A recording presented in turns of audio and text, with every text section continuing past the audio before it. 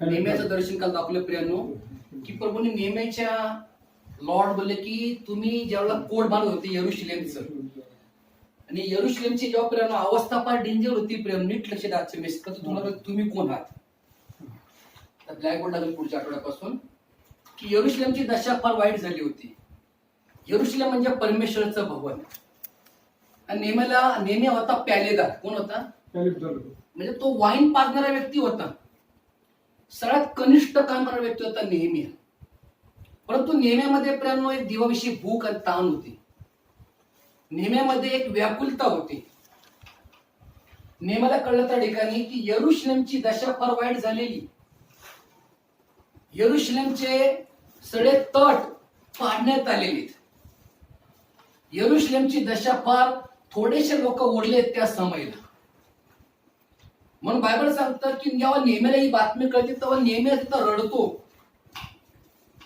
जेव्हा ही बातमी कळते नेहम्याला की नेहम्या यरुशलेमचे सगळे तट पडलेले, यरुशलेम उद्ध्वस्त झालेले, गॉडचं टेम्पल, थोडेसे फक्त लोक, थोडीशी आशा उरलेली.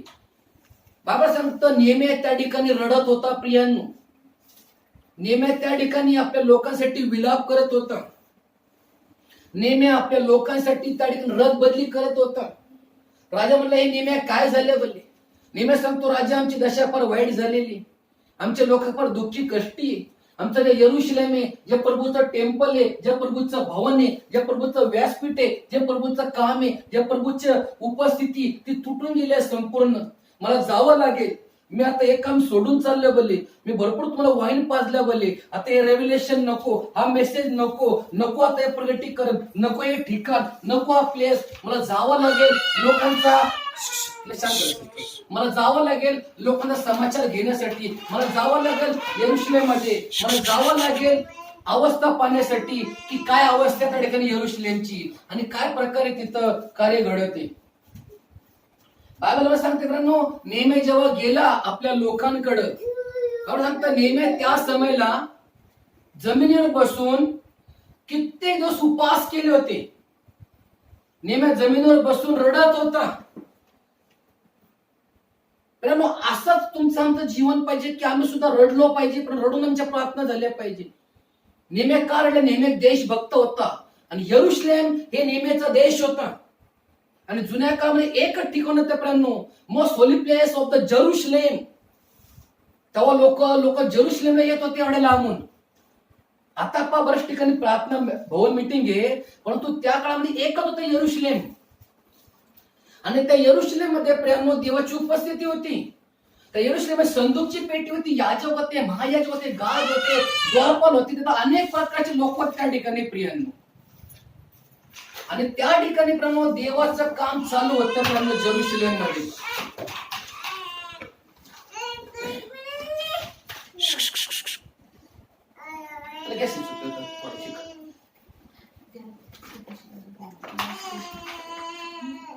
बघा त्याला एक कोणतं खेळवलं कोणतं. Thank you Jesus, thank you.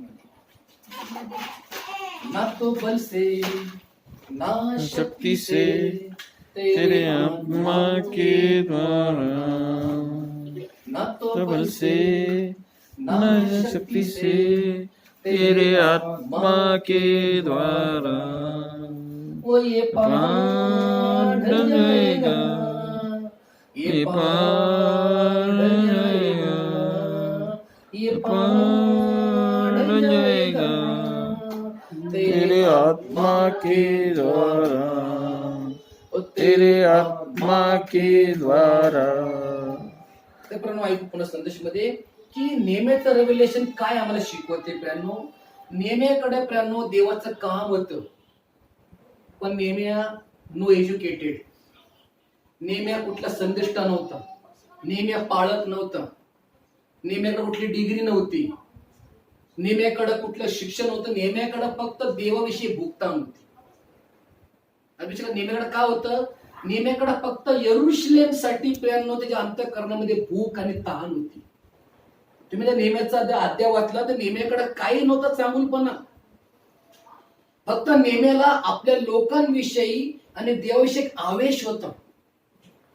आणि हेच पाहिजे आज श्रीमंत पास्टर नाही पाहिजे, किंवा मोठी कलिसिया नाही पाहिजे, किंवा झुंबर मॅट नाही पाहिजे, चमचम झमझम नाही पाहिजे, मोठी गाडी नाही पाहिजे. आज आमच्यामध्ये भूक ताण पाहिजे, जशी नेहमीमध्ये भूक ताण होती.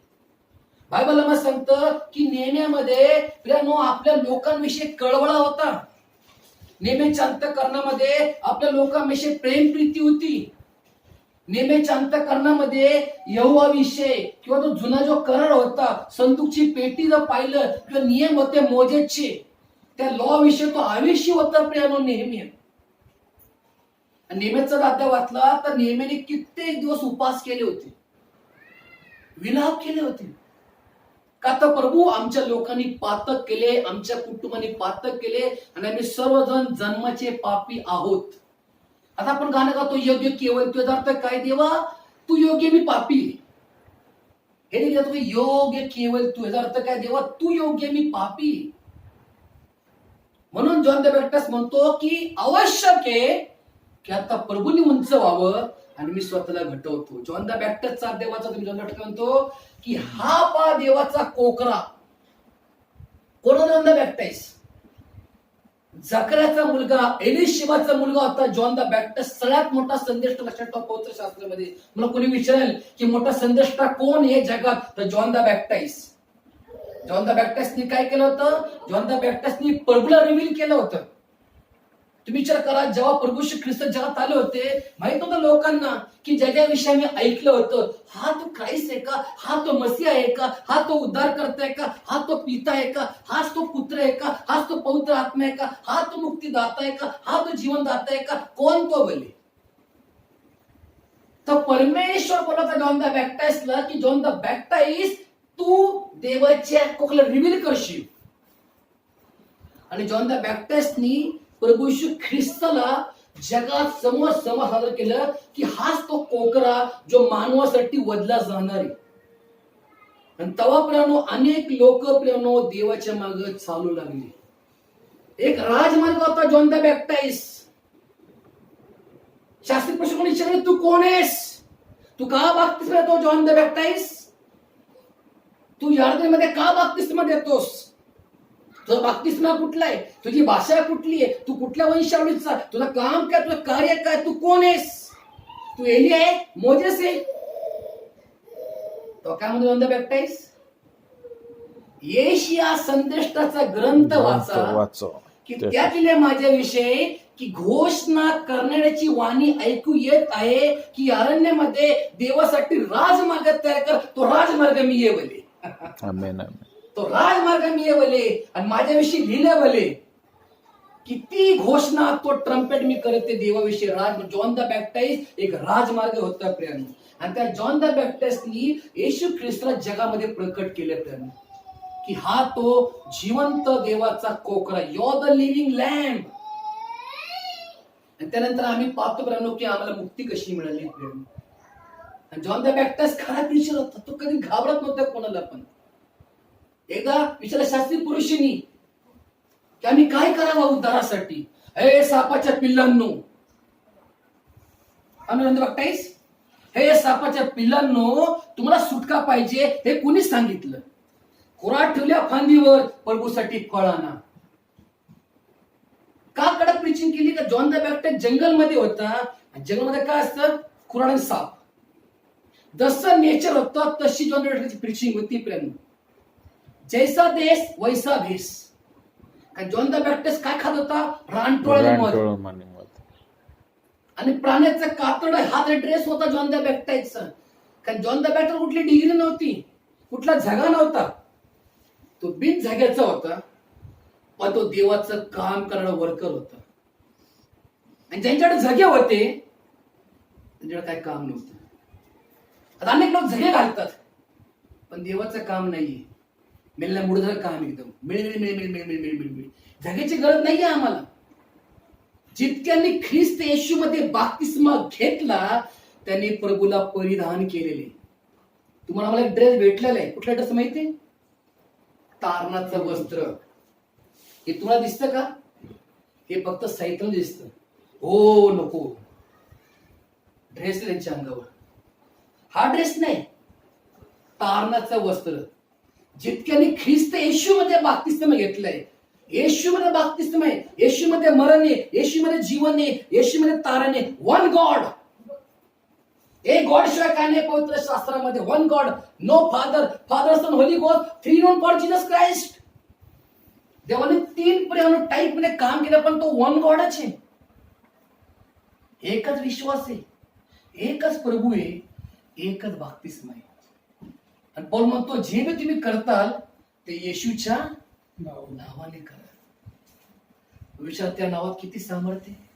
अहो, त्या नावाने भूत थरथर कापतात, रोग आजार निघून जातात, कॅन्सरच्या गाठी गळून पडतात, एचआयव्हीचा माणूस बरा होतो, किडनी फेलचा मनुष्य चालतो, मुर्दा उठतो कबरेतनं. 4 दिवसांनी लाजरसला उठवलं माझ्या प्रभूंनी. 4 दिवसांनी लोक म्हणले, प्रभू दुर्गंधी येत असेल, अहो त्याला किडे पडले असेल, अहो किती घाण वास असेल, आता काय करायचं. मुरुगा म्हणले, धोंड काढा. हे पिते मी उपकार मानतो, माझी प्रार्थना ऐकल्याबद्दल. तू सगळं माझी प्रार्थना ऐकतो. 2 मिनिटाची प्रार्थना, भली मोठी प्रार्थना होती प्रभूची. देवाने 2 मिनिटाची प्रार्थना, लाजरस आम्ही सांगतो बाहेर ये. लाजरस बाहेर, सगळ्यांनी बाहेर येतात. सगळे आले असे त्या काळामध्ये. हे तर कळलं पाहिजे आम्हाला. मेन प्रगतीकरण पूर्व काय म्हणले, लाजरस मी सांगतो तुला. मग देव तुमचं नाव जाणतोय, लक्षात ठेवा. कधी पण देव तुमचं नाव जाणतो असं नाहीये कधी पण. आणि गॉड म्हणतो माझी मेंढर माझी ओळखतात, ते परक्याच्या मागे जात नाही. आणि जे परक्याच्या मागे जातात ते मेंढर नाहीये प्रभूचे. नेहमी लक्षात ठेवा तुमच्या लाईफ मध्ये. आम्ही किती मोठ्या ग्रुपला जॉईंट असतो, पण जे मेंढर वचन ऐकतात तेच प्रभूचे मेंढर, आणि जे ऐकत नाही ते प्रभूचे मेंढर नाहीयेत कधी पण. नेहमी ऑब्झर्व करा. कधी पण जर एखाद्या व्यक्ती विश्वास ठेवत नाही ते देवाचं नाही. गॉडने मला प्रेरणा काला संदेश शिकवला होता जेव्हा मी होतो फातिमाने करला. गॉड म्हणले की माझी मेंढरा कोण, जे माझी वाणी ऐकतात आणि माझी वाणी ऐकून इग्नोर नाही करत. ते माझी वाणी ऐकून मला घाबरतात आणि भक्तिभावाचं जीवन जगतात. म्हणतात बोल प्रभू, तुझा दास, तुझी दासी, तुझी मुलगी ऐकते. त्या लोक इग्नोर करतात देवाची वाणीला.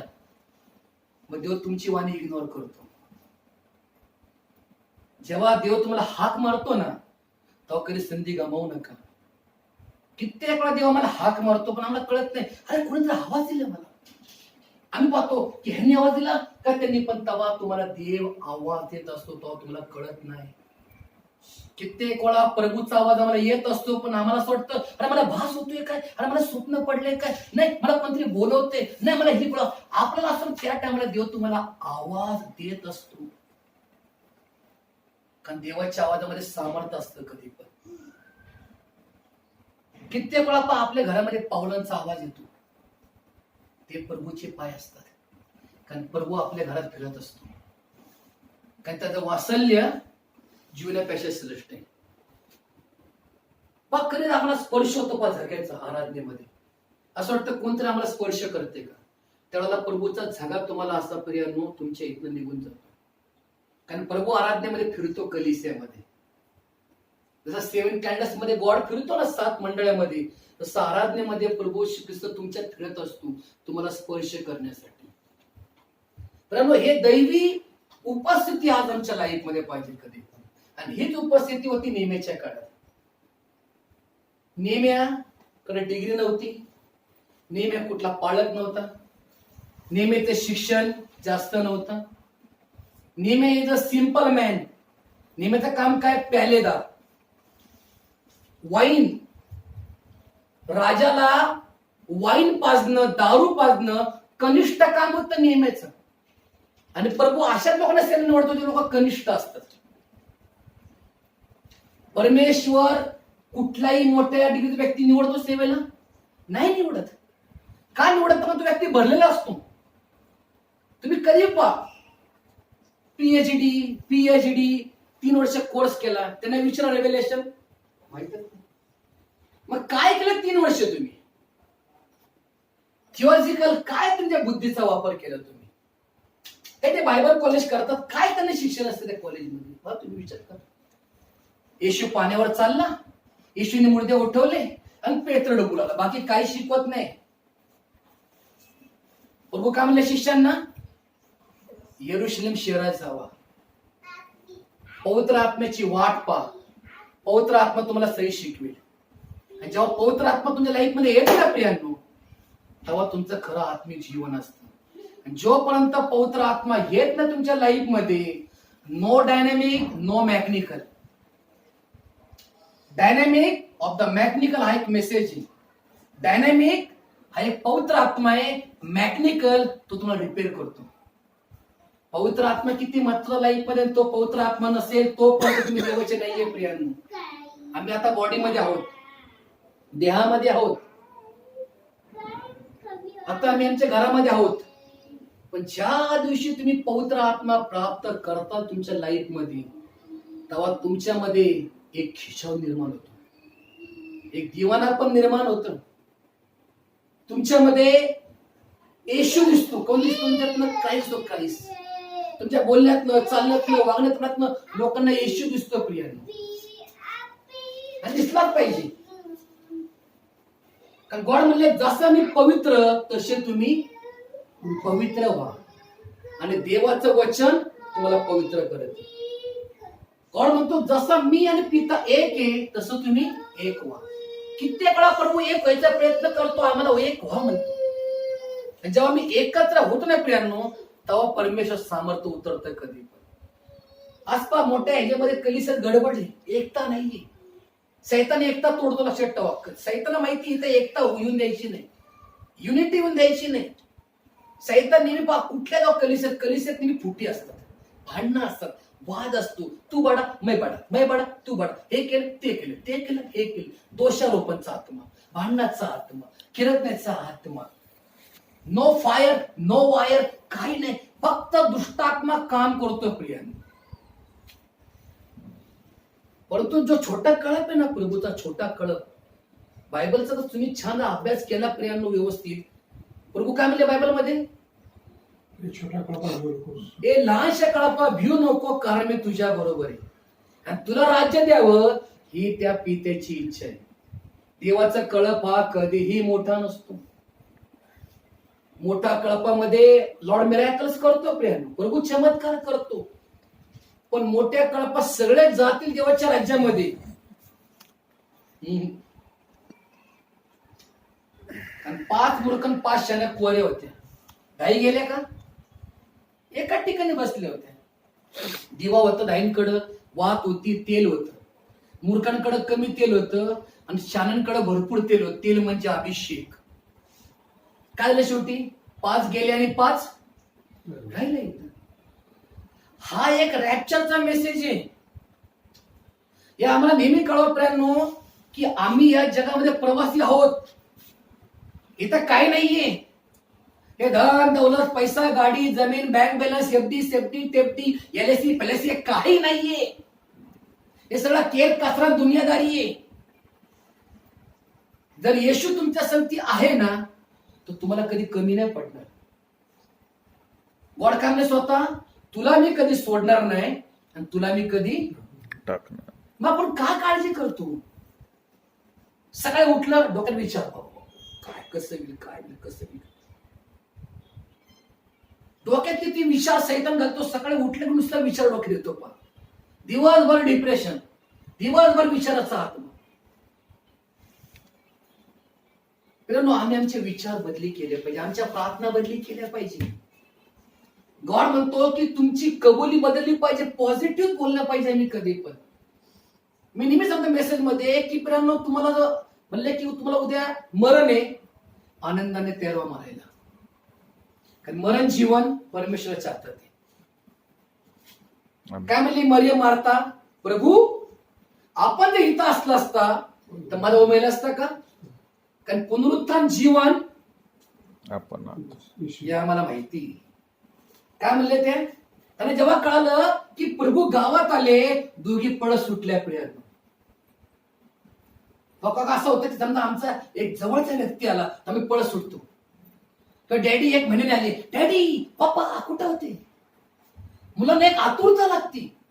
किंवा आई एक महिन्याने आली, मम्मा मम्मी कुठं होती? 1 महिना. म्हणजे तो एक खिशाव असतो आपल्या लोकांविषयी.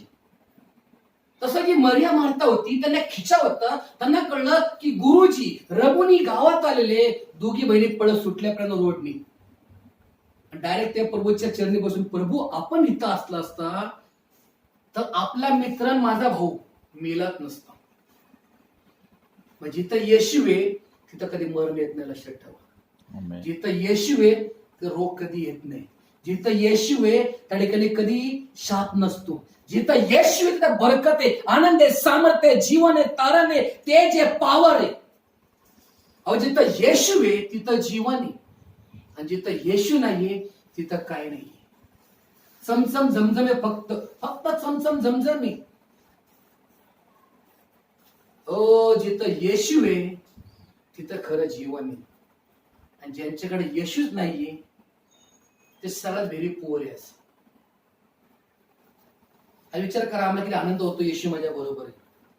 आम्ही सकाळी जेव्हा निघतो जॉबला तो काय विश्वास असतो, नाही माझ्यावरती माझा गॉड आहे, माझी गाडी प्रभू चालवणार. घरी म्हणतो लवकर या, अरे प्रभूची इच्छा असेल की मी लवकर घरी येईन. आम्ही सगळ्या गोष्टीत गॉडला मिळवलं पाहिजे, लक्षात ठेवा. कधी पण आम्ही आमच्या सर्व मार्गामध्ये आम्ही परमेश्वराचा गौरव केला पाहिजे. ज्या ठिकाणी माझा मीपणा येतो देव काम करत नाही. आम्ही कितीपर्यंत मी केले, मी करू शकतो, मी केले, देव म्हणतो मी केलं तर तूच कर. कित्येक वेळा प्रियांनो आमच्या जीवनामध्ये त्या गोष्टी घडतात. मी अनेक लोकांचे शब्द ऐकले, आज झाले का माहितीये, त्यांच्या हातची कामं नष्ट झालीत, त्यांची बरकत बंद झाली आहे, चूल मूल त्यांची बंद पडली आहे.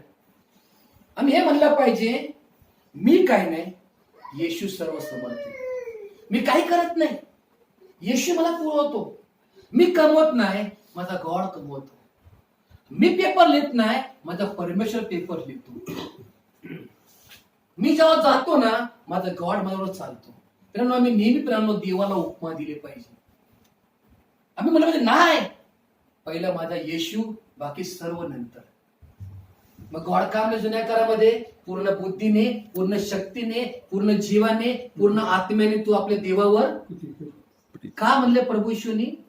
मित्रांनो, आमच्या लाईफमध्ये सर्वप्रथम गॉडच पाहिजे. आमचा पती असू, आमचा मुलगा असू, कितीही जवळचा व्यक्ती असू, प्रियांनो हाडा मासाचा व्यक्ती असू रक्ताचा, पण पहिला गॉड आमच्या लाईफ मध्ये पाहिजे. तुम्ही जेव्हा गॉडला लाईफ मध्ये स्थान देता ना, पहिल्यांदा जो मनुष्य तुमच्या लाईफ मध्ये कुठला येतो व्यक्ती, शक्ती, प्रियांनो, देव तुमच्यापासून निघून जातो कधी पण, लक्षात ठेवा. लाईफ मध्ये येशू तुम्हाला सोडून जातो. प्रभू येशू काय म्हणले लावजी कलिसियाला, की पहा मी दाराशी उभा आहे, मी दार ठोकते, जो कोणी माझी वाणी ऐकून दार उघडेल, आज तुम्ही त्या संगती भोजन करेल, तो मग संगती भोजन करेल. का प्रभू येशू म्हणले अशी? कारण प्रियांनो, या शेवटच्या काळामध्ये, या शेवटच्या दिवसामध्ये आत्मा कडी लागलेली,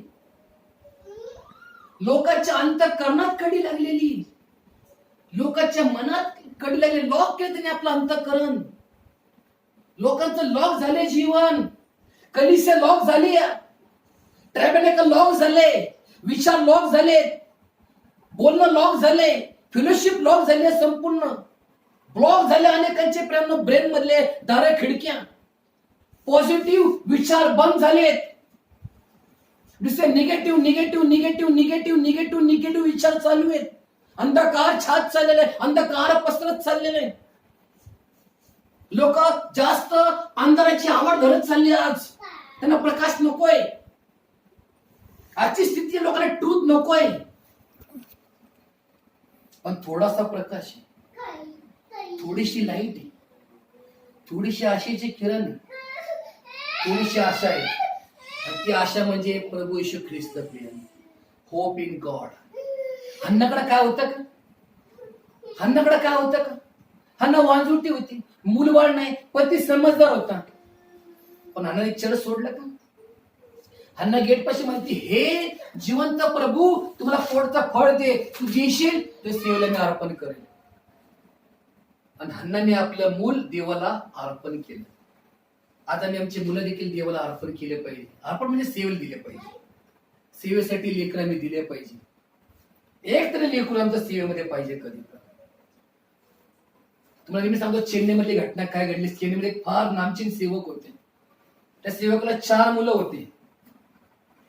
आणि चेन्नईमध्ये प्रत्येक सेवकाचं एक लेकरू देवाच्या असतं सानिध्यामध्ये. जसं पॉल दिनाकरन पहा, आणि त्यांचा मुलगा पहा शमुएल पहा, कसं ते सेवा करत आहे. डीजे कसे होते. तर तिथं एक सेवक होते, त्याला 4 मुलं होते. एकदा एक सेवक त्यांच्या घरी व्हिजिटिंगला आले आणि त्यांना विचारलं की बाबा तुमचा एक तर मुलगा सेवेत आहे का नाही. म्हणजे एक मुलगा अमेरिकेत आहे, त्याला आपल्याला 1.5 लाख पगार आहे. दुसरा मुलगा लंडन मध्ये, तो 10 लाख कमवतो. तिसरा मग कॅलिफोर्नियामध्ये, तो 20 लाख कमवतो. मग कुठला मुलगा सेवेत ना, हा एक मुलगा बोलली तो सेवेला अर्पण केलंय बोलली. मग त्या पोरला बोलत ते पोरं पांगळं होतं पूर्णपणे. हे लेकरू मी सेवेला देऊन टाकली. तुटलेला पाळणा, तुटलेलं खेळणं, सेवेला काय दिलेलं आहे. अपंग मुलगा सेवेला अर्पण केलंय. चांगली मुलं कुठं, बाहेरच्या कंट्रीत कमवायला.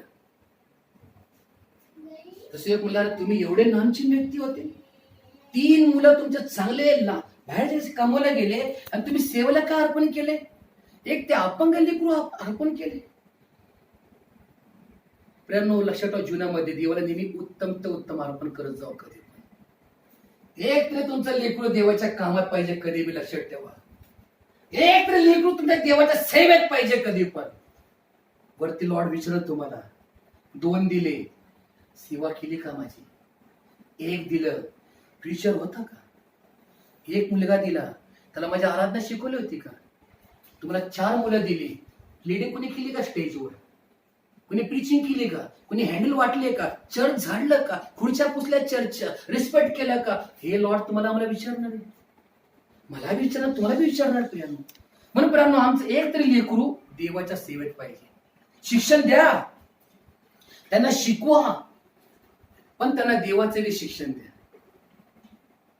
आज फक्त मी मुलांना शिकवतो, बेटा हे बन, ते बन, ते बन, ते बन, ते बन. पण मी हे म्हणलं पाहिजे, बेटा तू शिक्षण घेता घेता बायबल सुद्धा वाच, बायबल सुद्धा वाच, स्तोत्रसंहिता वाच, नीतिसूत्र वाच. बेटा प्रेयर कर. आम्ही प्रियांनो आमच्या दोन्ही मुलांना, आमच्या मुलांना प्रियांनो आम्ही दोन्ही शिक्षण दिलं पाहिजे. आध्यात्मिक दिलं पाहिजे आणि ते शालेय जीवन बी दिलं पाहिजे. 50-50, क्रॅकजॅक बिस्किट 50-50.